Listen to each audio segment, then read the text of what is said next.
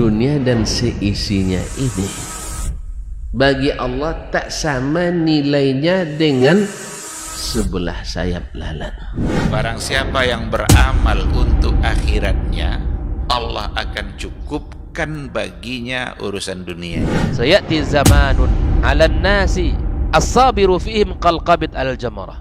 Akan ada satu masa di akhir zaman yang berpegang teguh dengan agamanya seperti orang yang sedang memegang bara api.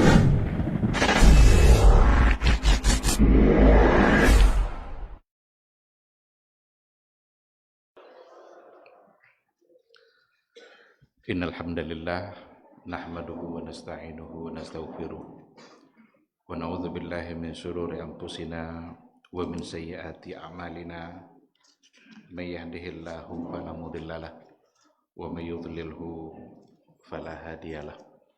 Asyhadu an la ilaha illallah wahdahu la syarikalah wa asyhadu anna Muhammadan abduhu wa rasuluh la nabiyya wa la rasula ba'da.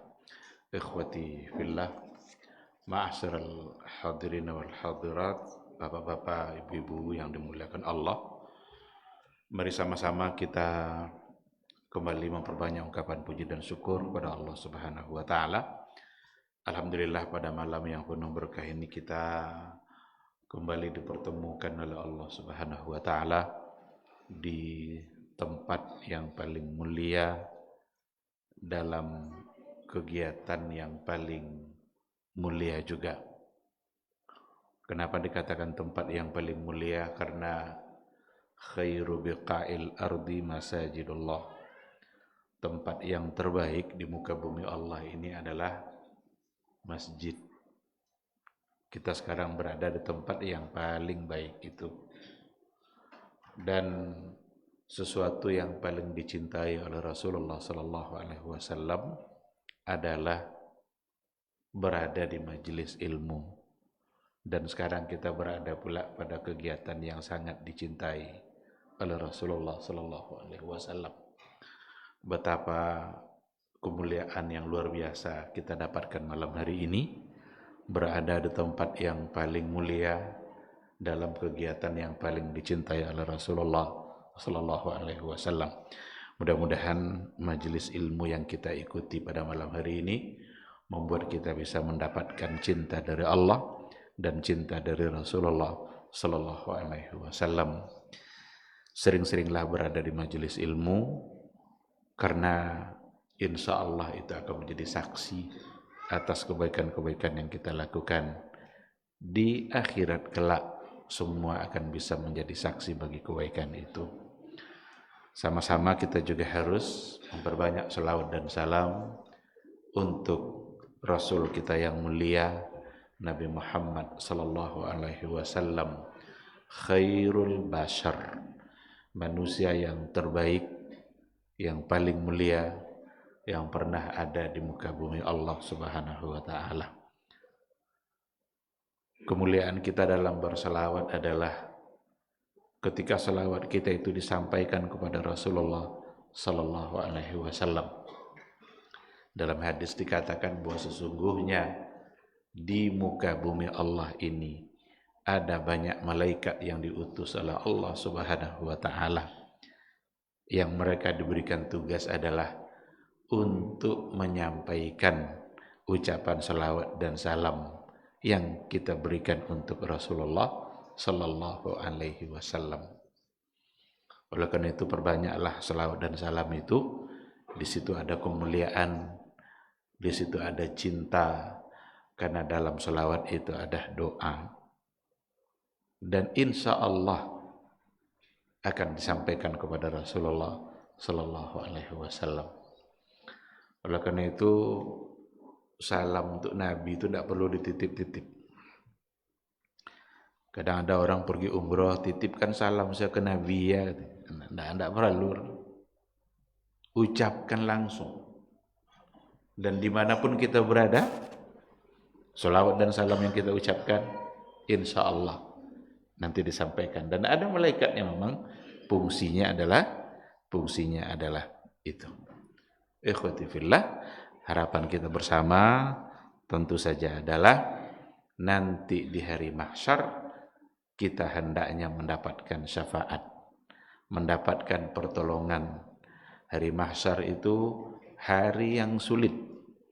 Al-Quran membahasakan seperti itu. Yaumun asir alal kafirina ghairu yasir. Hari yang sangat sulit. Alal kafirina ghairu yasir. Bagi orang-orang kafir sangatlah tidak mudah. Mudah-mudahan ketika kita beriman kepada Allah, ketika kita menjadi orang-orang yang mukmin, percaya dengan apa yang dibawa oleh Rasulnya, mudah-mudahan kita merasakan kemudahan dan kemudahan. Dan salah satu dari bentuk kemudahan itu adalah pada saat kita mendapatkan syafaat dari Rasulullah sallallahu alaihi wasallam. Ikhwati fillah, ma'asyiral hadirin wal hadirat, rahimani Allah wa iyyakum. Kembali pada malam hari ini kita akan coba melanjutkan kajian dengan tema maqasid asy-syariah fil muamalat. Maqasid asy-syariah yang ada pada bab muamalat. Yang terakhir yang kita bahas adalah maqasid asy-syariah fil buyu'. Maqasid asy-syariah yang ada di balik jual beli. Salah satu dari bentuk muamalah yang selalu terjadi dalam kehidupan keseharian kita. Kita bisa meyakini bahwa tidak ada di antara kita satupun yang luput dari muamalah ini. Jual beli. Berarti itu kebutuhan. Karena dia kebutuhan, maka agama mengatur. Baunya ke jago, lah mulai jual beli. Apa contoh? Bau jago atau kandang sate. Sate tak bisa, kan tak beli. Oh, mau dibayar-bayar macam itu je. Alun tahu yang itu lah. Persoalan jual beli lah tak bayang. Sampai nanti kita tidur kembali. Itu menjadi bagian dari kehidupan. Oleh karena itu, wajar agama mengatur karena itu sesuatu yang memang perlu untuk diberikan panduan. Kalaulah agama kita tidak mengatur persoalan jual beli, niscaya kehidupan kita akan kacau. Kalau diserahkanlah jual beli itu ke awak, coba kalian jalannya agama ya, kacau. Tetapi dengan ada aturan agama, maka kehidupan kita menjadi tertib, dan untuk itulah syariat itu diturunkan oleh Allah Subhanahu wa taala. Sekarang kita masuk pada bab muamalah yang berikutnya. Bab muamalah yang berikutnya selain daripada al-bai'u, selain daripada jual beli adalah al-ijarah. Ijarah dalam bahasa Arabnya ijarah. Ijarah itu ajrun, sama karkatur. Artinya adalah upah atau sewa. Ini ijarah. Ijarah bisa dimaknai dengan dua, upah atau sewa. Apa beda upah dan sewa? Kalau upah itu biasanya untuk jasa. Tapi kalau sewa itu biasanya barang. Maka dalam laporan keuangan biasanya ada persoalan-persoalan barang dan jasa. Barang nampak. Kalau jasa tidak nampak dah. Kita gasol awak kuno. Dan dua-duanya dalam istilah fikih disebut dengan ijarah. Ada seorang ayah bersama ibu, suami istri sibuk. Sehingga dengan kesibukan yang dia miliki, tidak ada waktu untuk mantu anak bersekolah. Perlu dicewang. Dimintalah seseorang si fulan, mau ndak antar jemput anak saya sekolah. Antau jam sekian, jopui jam sekian. Bapo sebulan. Apa nama? Sewa atau upah? Upah, karena itu adalah jasa. Kojonya yang gua ambil. Ndak urang dulu kojo, manfaatnya. Tapi kalau barang, ada orang nak pergi Pekanbaru. Motor ciknya, orang banyak. Perlu tambah cik lah. Terpaksalah dicek motor cik. Boleh 2, boleh tamu saudara. Dirental lah. Pergi ke tukang rental. Bapak saya bang 250. Kalau pakai sopir 350 nyewa kan. Ndak bisa kurang lah. Kurang ndak bisa ada tambah maunya nyewa kan. Apa nomor? Sewa.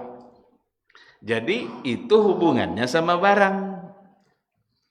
Jadi yang untuk barang dibahasakan dengan sewa, sedangkan untuk upah sedangkan untuk jasa itu disebut dengan upah. Agama mengatur persoalan ijarah. Kenapa demikian? Karena ijarah itu mengharapkan manfaat tadi itu baik dari barang maupun jasa, itu sesuatu yang merupakan hajat besar dalam kehidupan kita. Bahkan kalau mau kita pikirkan dan jujur dalam menjawab, kebutuhan kita kepada manfaat itu lebih daripada kebutuhan kepada memiliki barang. Mana yang lebih besar kira? Memiliki barangnya kah? Atau memiliki manfaat? Yang lebih besar dalam kehidupan kita sebenarnya jalan dakwah punya, tapi bisa memanfaatkan. Kok bisa punya ya tak? Tapi kalau tidak bisa, tentu dengan cara sewa atau dengan cara upah. Bahkan ada di antara hal-hal yang mungkin kita tidak perlu memilikinya. Mungkin kena penggunaannya sekali, 2 kali. Dikarenakan oleh kebutuhannya lebih besar kepada manfaat, bukan kepada memiliki. Maka agama juga mengatur persoalan yang namanya ijarah. Banyak bang dalam kehidupan awal, bahkan tidak perlu memiliki. Cuma manfaatnya memang tidak bisa dibungkiri. Kalau nak pesta anak, perlu tenda. Itu perlu diwali tenda tu. Tak perlu diwali, kecil anaknya sekali itu kata makanya. Dibeli pun mungkin akan mubazir. Sehingga pindah kepada sewa. Meskipun ada di antara barang-barang yang memang barangkali kita lebih baik memiliki daripada menyewa. Masuk pula nanti kalau memang kita perlu memilikinya, maka masuk pada bab jual beli. Tapi kalau tidak, berarti itu masuknya pada babul ijarah. Oleh karena itu, secara definisi, kalau mau kita definisikan, ijarah itu dalam bahasa kitanya adalah transaksi pemindahan hak guna atau manfaat. Jadi transaksi pemindahan hak guna atau manfaat dengan imbalan dalam waktu tertentu. Jadi ada transaksi, berarti ada akad. Akad inilah yang diatur oleh agama ini. Nanti kalau kita bicara akad, berarti masuk ke dalam akad yang sudah pernah kita sampaikan. Ada dulu 3 syarat akad dalam Islam yang diatur oleh agama. Harus jelas, harus adil, harus komitmen. Jelas, adil, komitmen. Iko bapuai kan dirental, harus jelas. Kalau 2 harilah dia punya hak untuk menggunakan. Kalau lewat 2 hari, boleh enggak orang punya motor minta tambah? Oh, kok 3 hari jadi ke bang tambah semuanya. Boleh ya? Boleh, karena memang janjinya adalah 2 hari. Kini saya setengah, Bu. Datang orang nak menyewa seminggu. Ndak lo kena mahal sewa bayar dah. Telepon deh, bisa anto motor kini bang? Bisa, boleh ya? Ndak boleh, karena janjinya 2 hari. Ya, kadang orang sudah nampak tapi banyak roda ya, nak dibatalkan ikut deh. Kalau memang sudah ada kesepakatan, janji coba batal. Kita hidup beragama, kita hidup di atas syariat. Islam yang mengatur, Rasulnya yang menyampaikan, Rasul Allah yang menyampaikan. Ndak punya awak aja dah. Jelas, adil, komitmen. Komitmen kan tadi itulah kan. Barangkali kalau ada hal-hal yang tidak diduga, mungkin bisalah dikompromikan. Apa contoh? Duai janji rental nya pai ke Sumbartan sampai ke Bantai Cerocok tan odok balik longsor takuwong ndak bisa lewat sehingga sampailah terlambat lobyo setengah hari. Ini bisa dikompromikan. Dan ndak ada nak lambe monton lucunya. Dek longsor ndak bisa lewat. Kan ditambah juga kan. Jangan dipasu juga nambah kalau jadi itu. Karena keterlambatan bukan karena kehendak dia. Di situ pula lah timbal balik apa istilahnya itu, pahala yang akan diberikan oleh Allah ketika kita memberikan kemudahan dalam bertransaksi.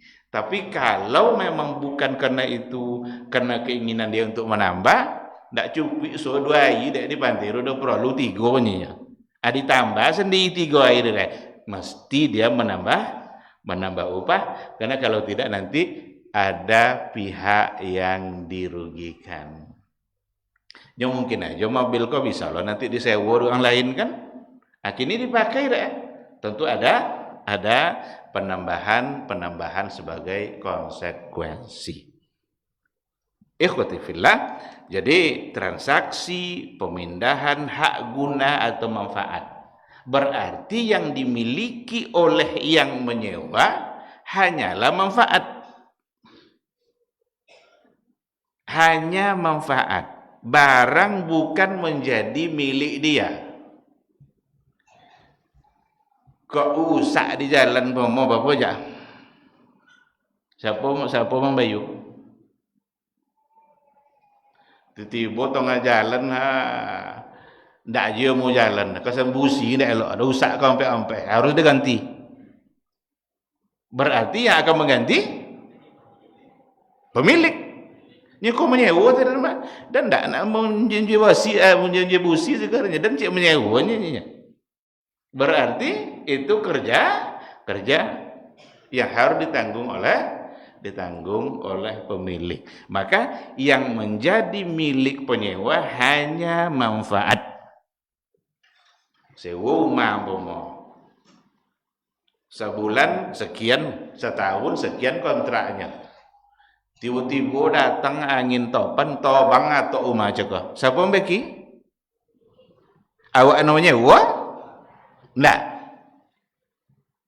Yang akan memperbaikinya adalah pemilik rumah. Nyebarang tetap milik. Yang kita inginkan hanyalah manfaat. Tapi diberikan penjelasan oleh para ulama untuk hal-hal yang sifatnya sederhana, kecil. Putui lampu cik tabakau cik lampu. Ajan telepon juga punya umar wali je lah bola lampu. Usak keran cik momo kan, telepon Pak tolong balik keran. Ndak loh. Masuk citur kan. Artinya hal-hal yang sifatnya sederhana itu tentu kebiasaan awak yang menonton sederhana kan. Hal-hal yang sifatnya kecil itu dikembalikan nanti kepada urf, kepada tradisi kita. Sehingga bisa nanti tetap ditanggung oleh yang menyewa. Tapi kalau sudah merupakan tanggungan yang sifatnya besar, angka-angkanya juga tidak sedikit, maka dikembalikan kepada pemilik. Aku angin ban motor rental jaga. Bayu 5.000 memakan, telepon juga rental lu. Nah, mungkin bayu juga 5.000. Karena itu sifatnya adalah kecil dan sangat sederhana. Jadi hanya manfaat dengan imbalan. Dengan imbalan. Ketika dikatakan dengan imbalan, ini untuk membedakannya nanti dengan selain sewa. Nyado bahwa ambil manfaatnya tapi tidak diberikan imbalan. Minjam motor, minjam Honda. Ada orang pun pastinya nak mantau anak usak Honda. Terpaksa pergi ke orang sebelah lah kan. Pak bisa pinjam Honda sebentar. Usak Honda tiba-tiba usak aja dan nak mantau anak ke sekolah tu pinjam. Kalau pinjam seperti itu berarti tanpa imbalan. Itu yang akan membedakan nanti dengan sewa. Kalau sewa mengambil manfaat tapi dengan imbalan. Berarti ada harga yang kita berikan, ada manfaat yang kita terima. Kalau meminjam ada manfaat yang kita terima tapi tanpa ada imbalan. Pinjam motor cunya. Bolanya pi ponu teng duk baliknya. Tu ndak pinjam dulu. Tu sewa dong. Pinjamlahnya tapi ponu balik doanya kan? Itu ndak pinjam dulu. Berarti sewa walaupun bahasanya sebutannya adalah pinjam. Karena yang menentukan bukan bahasa yang diucapkan. Tetapi yang menentukan hukum adalah hakikat yang terjadi. Maka dalam kaidah, salah satu dari kaidah fikih itu mengatakan al-ibratu fil uqudi bil maqasidi wal ma'ani la bil alfazi wal mabani. Itu kaidah. Yang jadi patokan dalam transaksi maqasid wal ma'ani. Tujuan dan hakikat yang terjadi seperti apa? La bil alfazi, bukan lafaz yang diucapkan.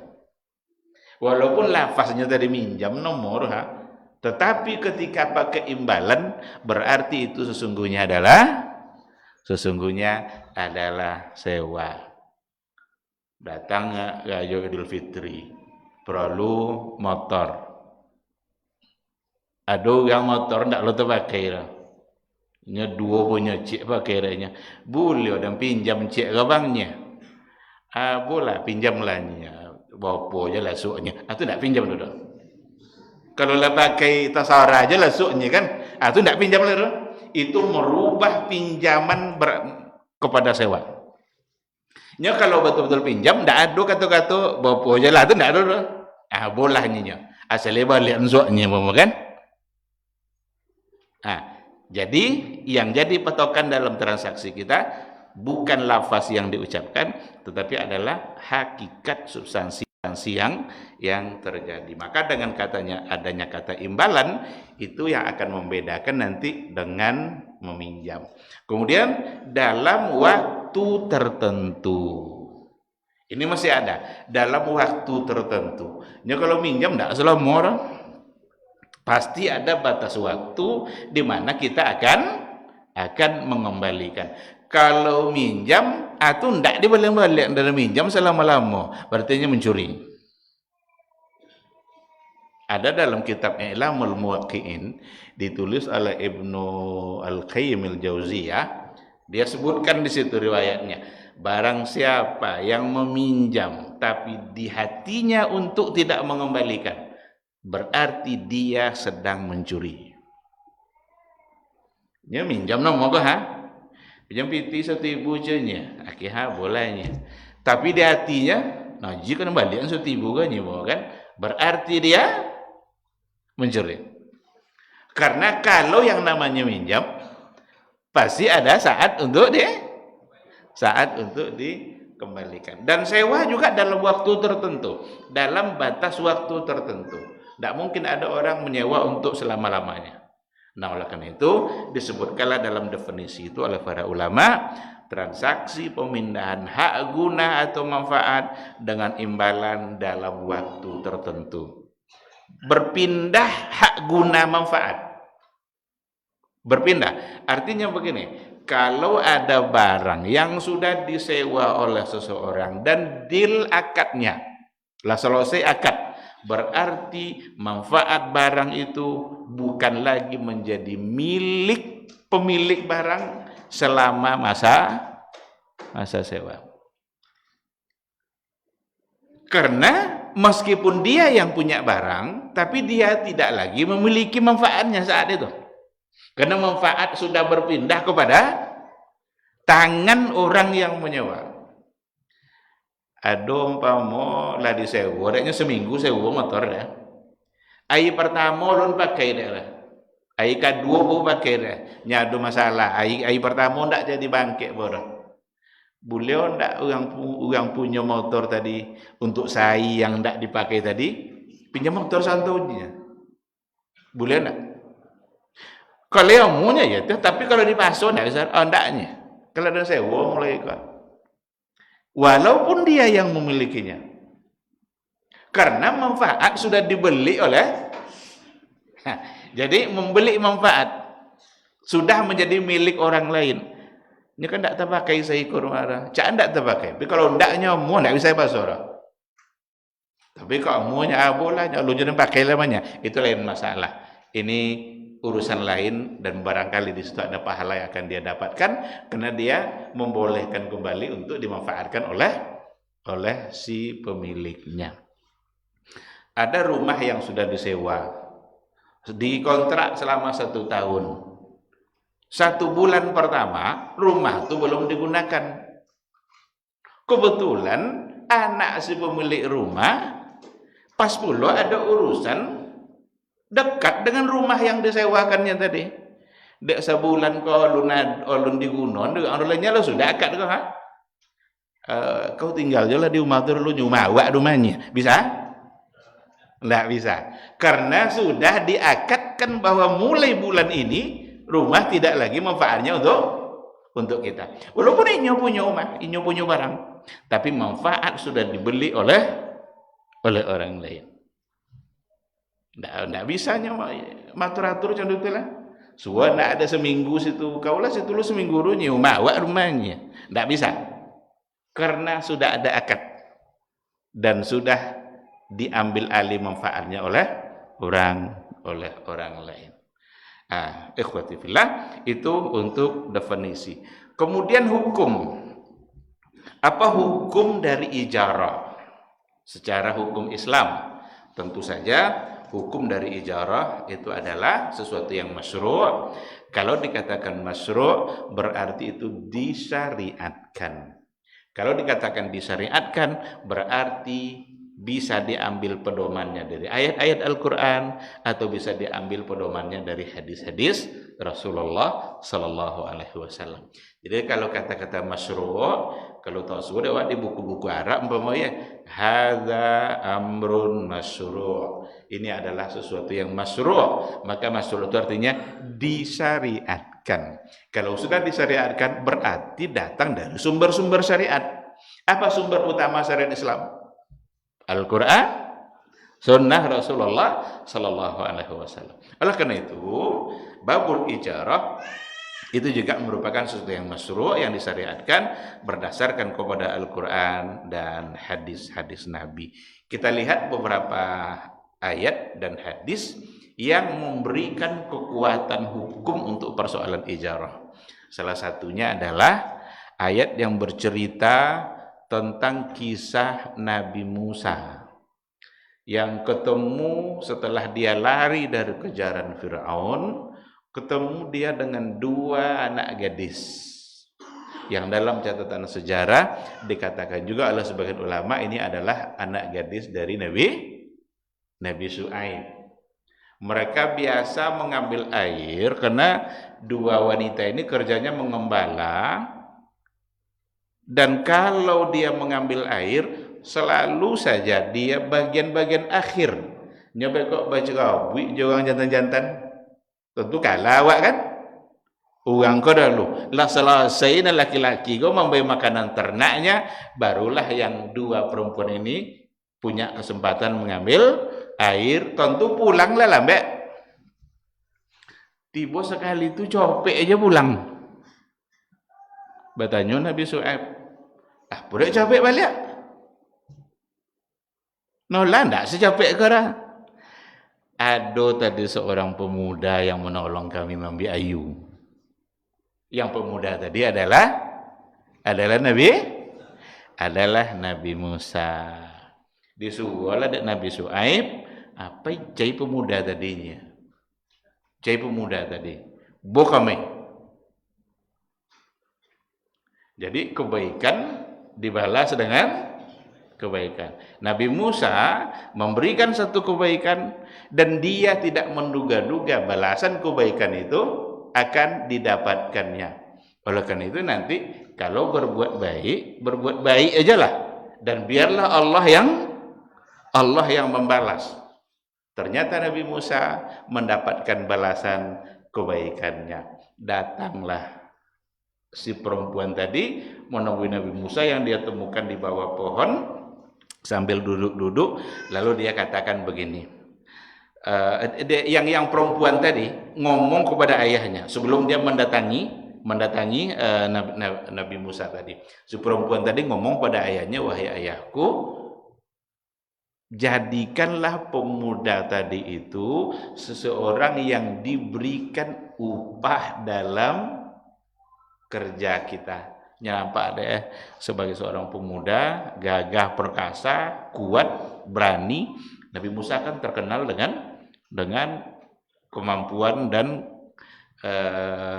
kekuatan dia sebagai seorang pemuda. Maka dalam Al-Quran diceritakan, ya abati istajirhu inna khaira man istajarta al-qawiyul amin. Wahai bapakku, istajirhu, ambil dia sebagai seorang yang diberikan upah. Jadi istajaro sama dengan ijaro tadi asal katanya. Ambil dia sebagai orang yang diberikan upah. Inna khaira man istajarta, sesungguhnya orang yang paling baik yang untuk dijadikan upahan seperti itu, al-qawiyul amin, yang kuat dan terpercaya. Kuat terpercaya. Kalau cik kuat dia tidak terpercaya, ayo sana. Apalagi kalau inyo di meja kasir, tidak jauh ke mana PBT. Tapi kalau terpercaya aja tidak lo kuat. Alunya cukup lah. Pada Nabi Musa ketemu dua-duanya, al-qawiyul amin. Al-qawi di sini kalau secara zahir ya fisik, karena yang tadi itu awalnya perempuan itu terakhir tahu mambi ayu, kini copeknya Nabi Musa mambi ayu itu, berarti itu bukti pada kekuatan fisik. Jadi kalau seandainya kita ingin mencari seseorang yang untuk kita ajak bekerja, untuk diberikan upah, inilah dua sifat yang perlu terkumpul. Al-qawi, al-amin. Kuat lagi terpercaya. Bisa saja kuat itu nanti diberikan penjelasannya dengan kuat secara fisik, kuat iman dan lain sebagainya. Tetapi dengan adanya kata amin, maka kuat di situ lebih cenderung kepada fisik. Wah, punya bekojonya sakit tahu itu ya, tidak mungkin. Aku kan di kojo jadi deh.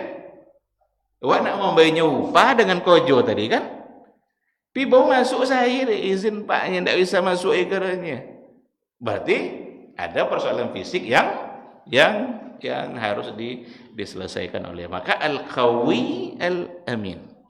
Tapi yang menjadi syahid bagi kita, yang menjadi panduan bagi kita dari ayat ini adalah kata istajirhu. Dan ayat ini adalah sebagai landasan masyru'nya atau disyariatkan upah mengupah dalam kehidupan.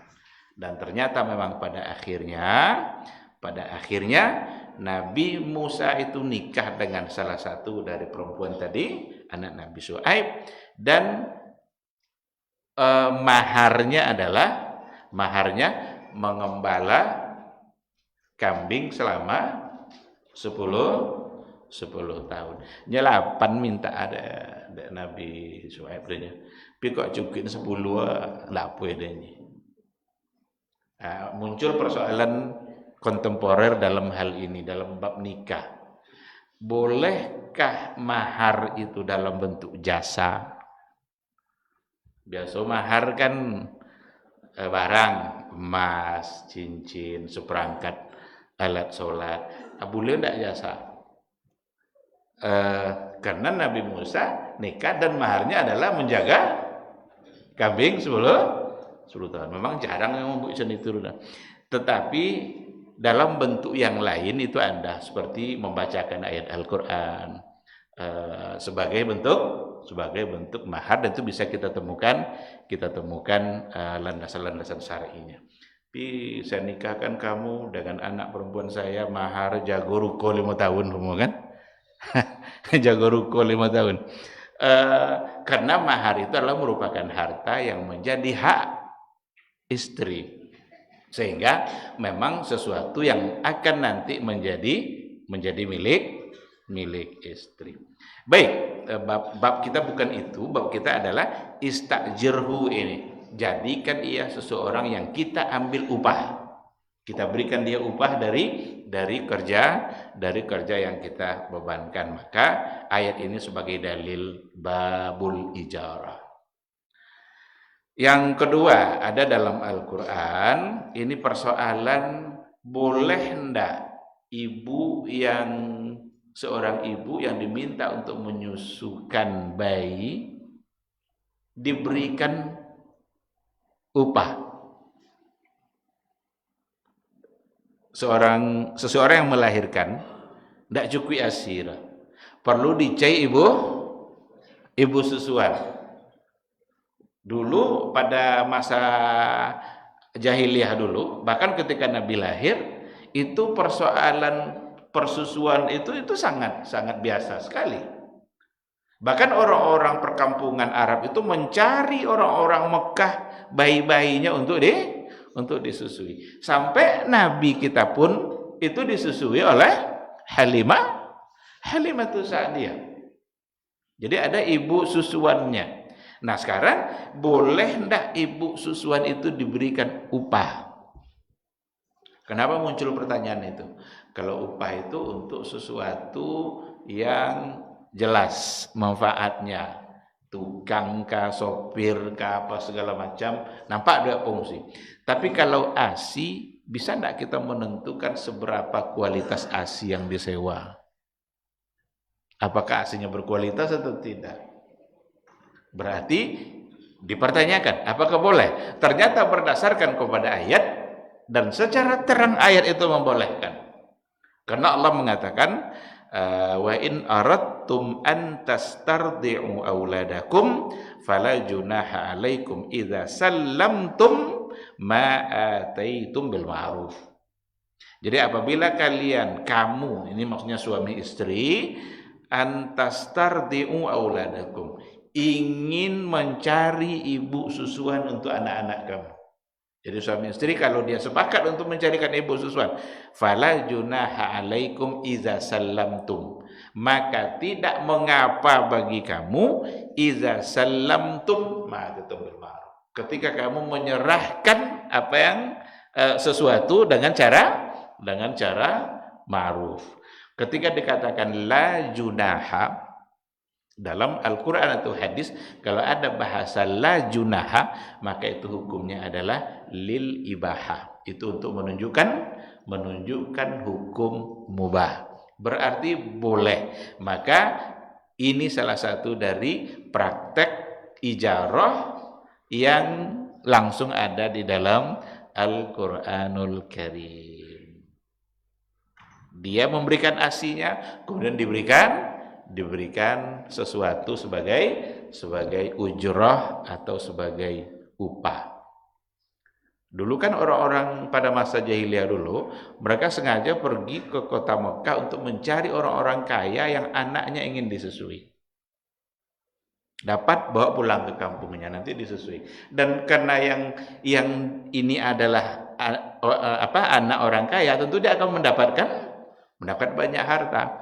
Oleh karena itu, dulu Rasulullah SAW ketika menjadi bayi, itu tidak menjadi sesuatu yang dilirik. Karena Nabi tidak berasal dari keluarga yang keluarga yang kaya. Hanya saja Halimatus Sa'diyah laponek keliling-keliling tak dapat dia tu. Tak ada orang, nyolah ambil ada yang lain. Tersisalah Nabi Muhammad sallallahu alaihi wasallam. Daripada ndak Abu Jalah. Karena Nabi Muhammad tidak tercatat sebagai orang yang kaya. Tetapi Halimatus Sa'diyah itu kaget, sekaget-kagetnya dengan kejadian yang dia alami ketika membawa Nabi pulang. Harta tidak banyak dapat dia. Nabi bukan berasal dari orang kaya, tapi keberkahannya, kebunnya tidak punah selobek itu dah. Kambing-kambingnya susu banyak. Herannya kan, apa yang terjadi kannya? Ternyata karena dia membawa Nabi Muhammad SAW yang masih bayi. Jadi Nabi kita itu baru saja dia lahir, dia sudah mendatangkan keberkahan dan kebaikan. Alun dia jauh dari isu mau 40 tahun baru dia angkat jadi Nabi kan. Tapi ketika Halimatus Sa'diyah membawa pulang kebun-kebun yang kemarin kering subur kembali, kambing-kambing yang kemarin kurus jadi gemuk, susunya banyak, itu ternyata adalah keberkahan dikarenakan bersama dia ada seorang yang paling mulia. Baik, ini adalah ayat yang kedua azan. Ayat yang kedua nanti insyaallah kita sampaikan hadisnya dan kita akan jawab dulu suara azan.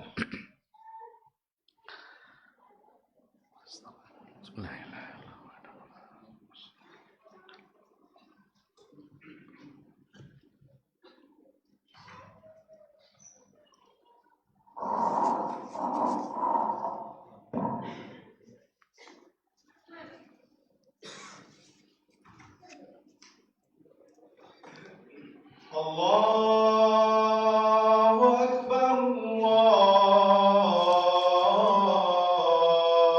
Allahu Akbar, Allahu Akbar,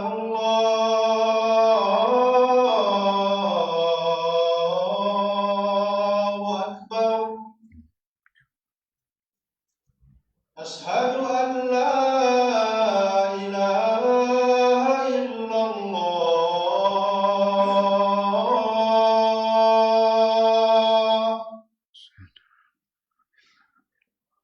Asyhadu an la ilaha illallah.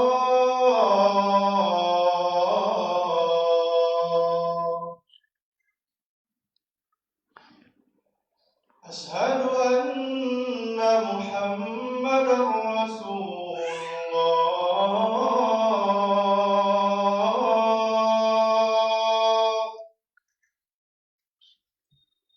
Asyhadu anna Muhammadar Rasulullah.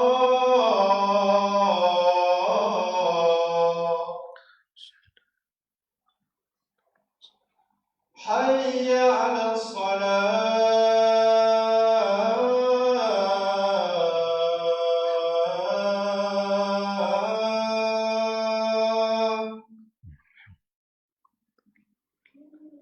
Hayya 'alas salah.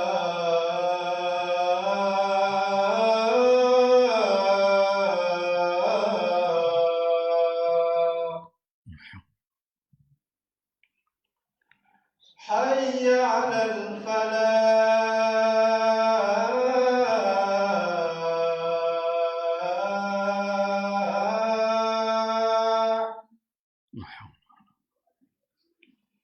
Hayya 'alal falah.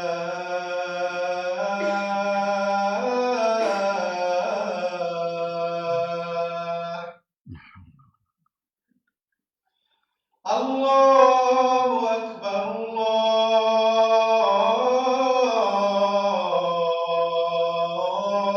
Allahu Akbar. La ilaha illallah. La ilaha illallah. Bismillahirrahmanirrahim. Alhamdulillah. Wassalatu wassalamu ala Rasulillah wa ala alihi wa sahbihi wa mawala. Ikhwati fillah, ma'asyiral hadirin wal hadirat rahimani Allah wa iyyakum. Sudah 2 ayat yang tadi kita sampaikan sebagai dalil dari masyru'iyatul ijarah, bahwa persoalan upah dan sewa itu sesuatu yang masyru'. Yang pertama tadi dari kisah anaknya Nabi Syuaib, ketika pada akhirnya anaknya itu meminta agar seorang pemuda itu dijadikan laki-laki yang diberikan upah, berarti syariat membolehkan. Sedangkan yang kedua, persoalan dibolehkan memberikan upah kepada seorang ibu yang diminta untuk menyusui seorang anak, tetapi konsekuensi hukumnya adalah ibu itu menjadi saudara sesusuan. Ini walaupun bukan tema kita, tapi karena ayat ini kita singgung, ini perlu dalam kehidupan keseharian kita berhati-hati. Ya, awak-awak kampung kan elok-elok hati. Dongo dek umpama anak tetangga nangi.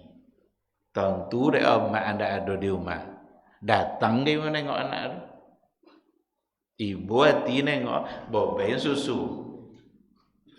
Kalau bobain susu berarti dia adalah ibu susuan. Khamsu rada'at. Kalau nya membaikan sampai 5 kali isap. Iko ndak 5 kali waktu menyusu dah. Umpama pagi sekali, sore sekali. Ndak dah.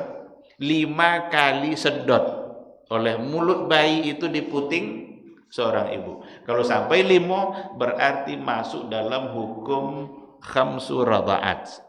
Dia menjadi ibu susuan. Kong-konang lagadang so. Nya kadang lagadang ke inyola kau nyimbang makan. Karena kalau saudara susuan tidak boleh untuk menikah. Karena dia satu ibu, badannya besar dari asi yang sama, maka dia menjadi saudara sesusuan dan haram untuk dinikahkan.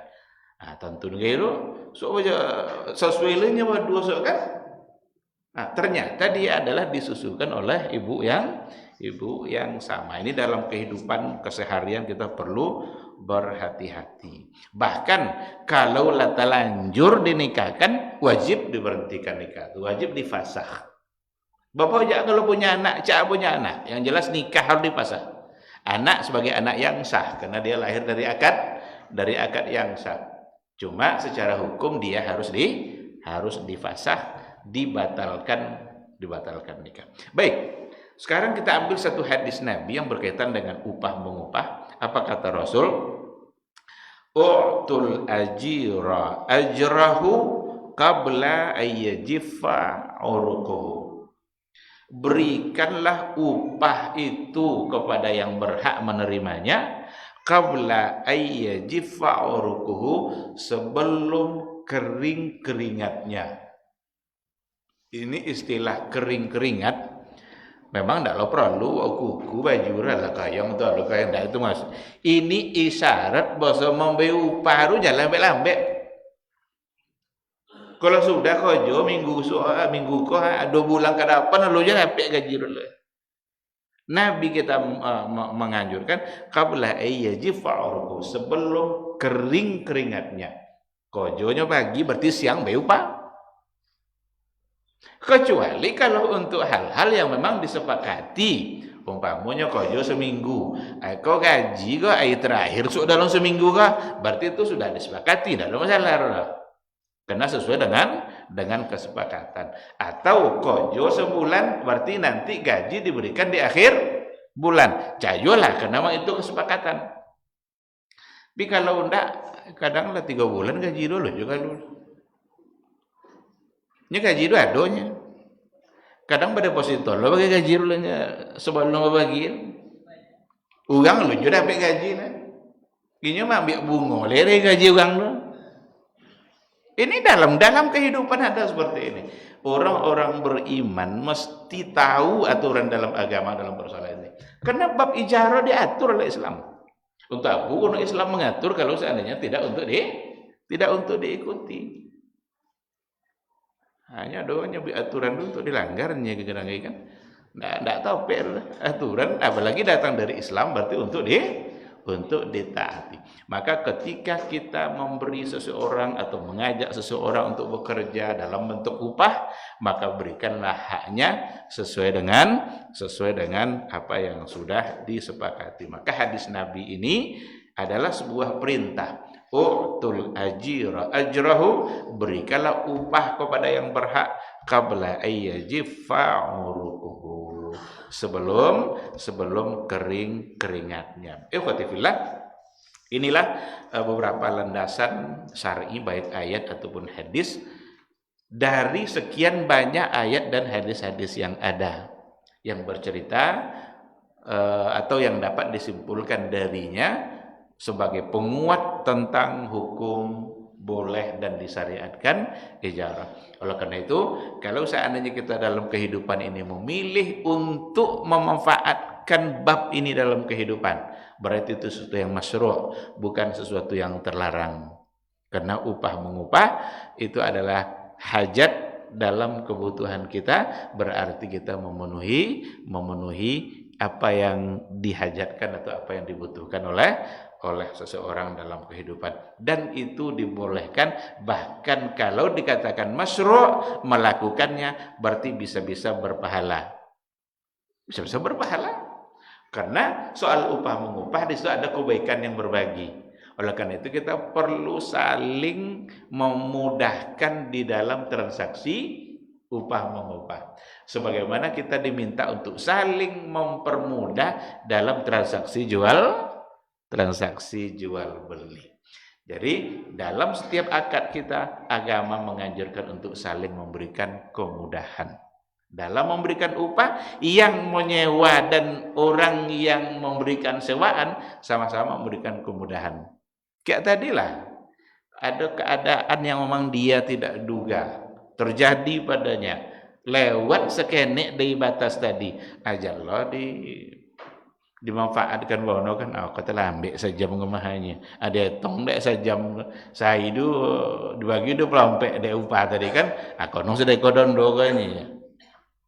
Berarti tidak ada kemudahan di dalam bertransaksi.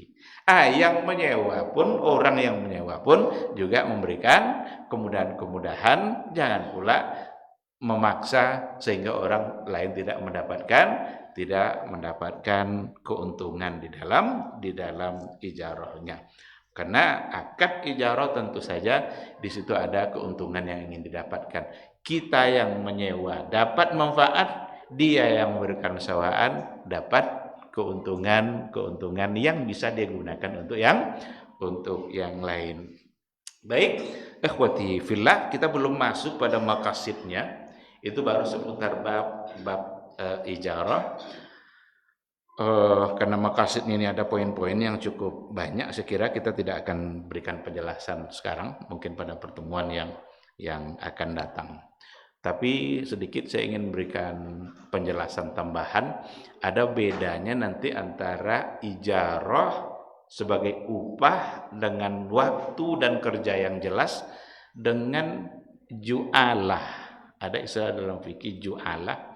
Ju'alah itu seperti sayembara. Umpama ada orang kehilangan, hilang dompet, diumumkan siapa yang tahu suwo dek dompet dan dompet dicelek dek orang sesama. Kalau bekerja sesama itu kan, yang mendapatkan seorang, tu yang bekerja kau minta dia. Itu ju'alah. Ju'alah itu dadakan seperti itu. Siapa dapat mereka ada bayinya mau kan? Atau tidak dapat seorang juga. Berarti tidak ada mendapat 1.000 tidak kan? Walaupun yang sesama lah mencari. Tapi kalau ijarah dalam bentuk upah, tidak macam itu dah. Jole upah, jole kojo, bapu lamonya menyewa, bapu yang harus dia bayar, itu nanti yang akan membedakannya. Dan dua-duanya bisa terjadi dalam kehidupan kita. Baik, ikhwati fillah, mungkin sampai di sini aja dulu materinya. Seandainya ada pertanyaan, ada yang perlu untuk didiskusikan, kita sisakan waktu kita untuk bertanya jawab. Foto.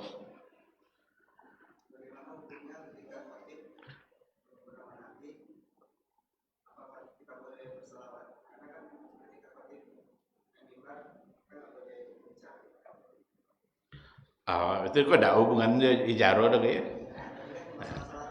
Sangko pula upah dia selawat. Karena ada bahasan oleh para ulama seputar upah mengajar ngaji, ta'limul Quran, boleh tidak mengambil upah. Ada dibahas oleh para ulama. Ta'limul Quran nanti bisa dikembangkan menjadi ta'limuddin, mengajar agama, lalu dia dapat upah dan lain sebagainya. Banyak di antara ulama yang mengatakan itu bukan sesuatu yang terlarang.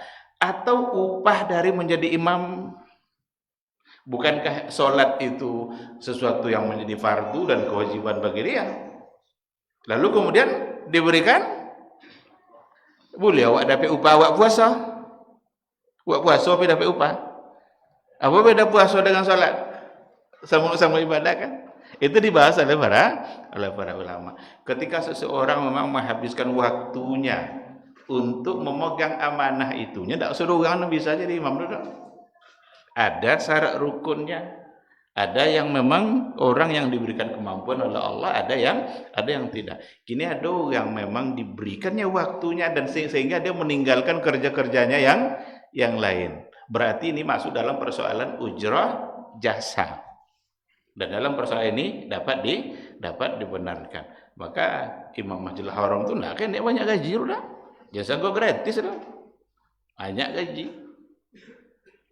Bagaimana pula dengan ta'lim umpamanya? Ta'lim kan mengajar agama. Mengajar agama apa hukum? Wajib. Itu bayar upah. Sama dengan pembahasan yang tadi itu. Sampai dulu waktu mengisi di acara para duat, para dai. Ada di antara dai yang bertanya, Pak Ustaz, apa hukum ambil amplop setelah ceramah? Apa hukum ambil amplop setelah ceramah? Ambo jawab waktu itu, kalau ambo aja amplop enggak ambo niat aja isi aja niatnya. Kalau amplop dibuang sudah tuh. Isi, apakah sesuatu yang bertentangan? Tapi jangan sekali-kali seseorang yang mengajarkan agama tujuannya adalah itu. Kok sekali tapi esok diundang tidak datang lah. Berarti ada sesuatu yang perlu jadi uji sekali. Cecendo kami kok perlu uji sekali. Undang jangan baik. Sudah tu undang lihat. Datang tu enggak.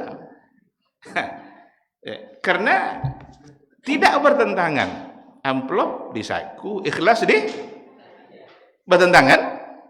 Enggak kan? Benar kayak gitu.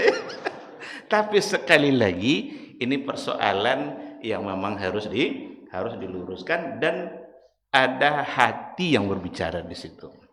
Maka diperlukan keikhlasan, jangan semata-mata hanya untuk itu.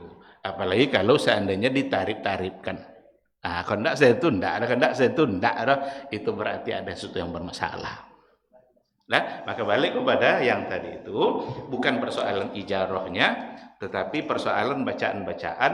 Ini berarti masuk dalam ketentuan ibadah yang kalau seandainya itu dianggap sebagai sebuah sunnah, tentu perlu cari alasan. Kalau dianggap sebagai sebuah sunnah, apa alasan? Ada enggak? Kalau enggak ada, berarti jangan dibuat. Sepanjang sepengetahuan saya, dalam praktek Nabi dalam berkhutbah, tidaklah dimulai dengan yang tadi itu. Bahkan ketika Nabi sudah naik, maka semua orang akan diam untuk mendengarkan apa yang disampaikan oleh Rasulullah Shallallahu Alaihi Wasallam. Nah, jadi perkara ibadah maka kita memerlukan panduannya. Adapun bacaan-bacaan, wallahu alam, sepanjang pengetahuan saya, ada hadis memerintahkan untuk diam. Hadis itu kadang yang dibaca. Tapi itu sebelum khatib naik mimbar. Kalau sebelum naik mimbar, oke, tidak ada masalah. Tapi kalau setelah, berarti rangkaian khutbah sudah dimulai. Yang ada adalah azan, kemudian Nabi menyampaikan khutbahnya, tidak lagi diisi dengan berbagai macam selawat yang ada. Wallahu subhanahu wa ta'ala a'lam. Sebentar, ini ada yang tertulis. Assalamualaikum. Waalaikumsalam. Ustaz tadi menyampaikan saudara sepersusuan tidak boleh dinikahkan dengan saudara susuannya itu. Bukan tidak boleh dinikahkan.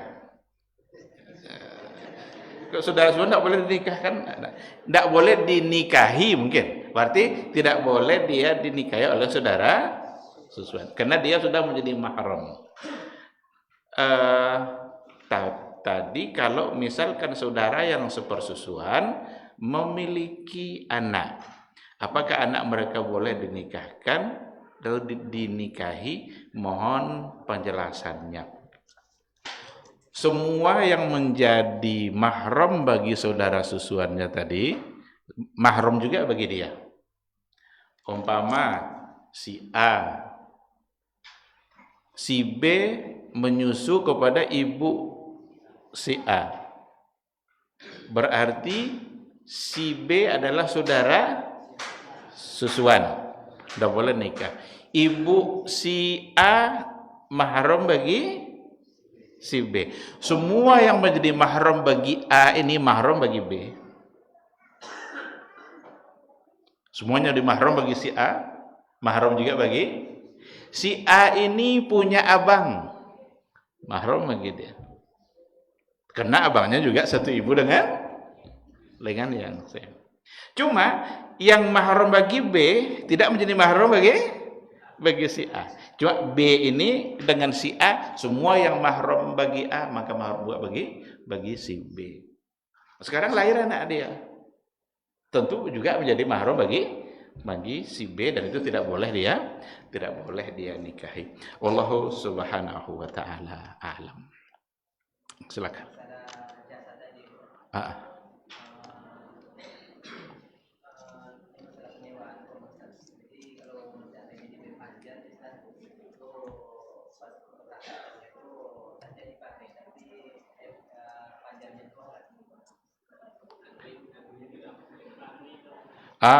Nyo menyewa itu DP deh, itu ndak jadi. Yang lebih nyaman balikkan, karena dia tidak jadi, kecuali kalau umpamanya ada hari yang dia tidak, umpamanya Ahad sampai Senayan ndak jodoh kepastian dah. Berarti ada hari dari yang dijanjikan tadi, ini ndak jadi. Karena kita ndak boleh menyewakannya kepada orang lain. Tapi kalau sebelum hari Ahad dibatalkan, kan tidak ada konsekuensi, tidak ada kerugian luar kan? Sebaiknya dikembalikan. Itu yang lebih nyaman. Sewa dan mulai sewa Senayan banknya kan, KDP lah sampai Selasa lunjul. Berarti ada hari di mana kita dirugikan. Nya bisa aja Selasa doang nyewa kan, awak tidak bayar. Kalau itu tidak dikembalikan, mungkin ada alasan, karena kita nanti akan dirugikan. Tapi kalau sebelumnya sampai ya Senayan mau kan, satu datang enggak hadir ini dengan satu alasan, berarti tidak ada pula alasan kita untuk menahan, karena kita tidak dirugikan dalam hal ini. Wallahu a'lam.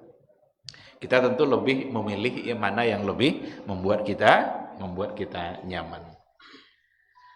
Baik, silakan. Si A berhutang kepada si B 500.000. Jadi tidak bisa membayar.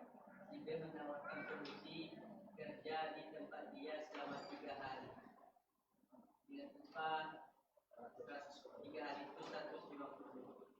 Apakah dibolehkan dengan membayar utang? Upah 150, berarti 350 oleh. Nyampe 50 apa? Kalau memang itu disepakati nanti oleh yang bekerja, oleh yang punya piutang tadi, jala bang bekojo dan 3 hari situ upah saya 150, berarti 150 kan tidak dapat daerah kan? Dia hanya kerja, berarti upahnya adalah tidak diberikan sebagai ganti dari hutang yang kalau memang disepakati oleh yang tadi itu insya Allah bisa. Cuma karena baru 450 berarti masih tersisa 50. Hari ketiga lah selesainya bekerja ake 50 bang untuk melengkapkan hutang yang saya pinjam. Insya Allah bisa. Karena tidak ada pihak yang dirugikan di situ. Dia juga diberikan pekerjaan dengan imbalan upah yang seharusnya dia berikan, tapi tidak diberikan karena dijadikan untuk membayar hutang. Samo ya tibuannya kok bayarnya udah 150 orang ha. Ake upah uang 150. Tu bayulah deh, ke hutang dan kesamunya kan. Mengansur hutang. Insyaallah dapat dibenarkan. Wallahu a'lam. Baik, kalau tidak ada lagi, silakan.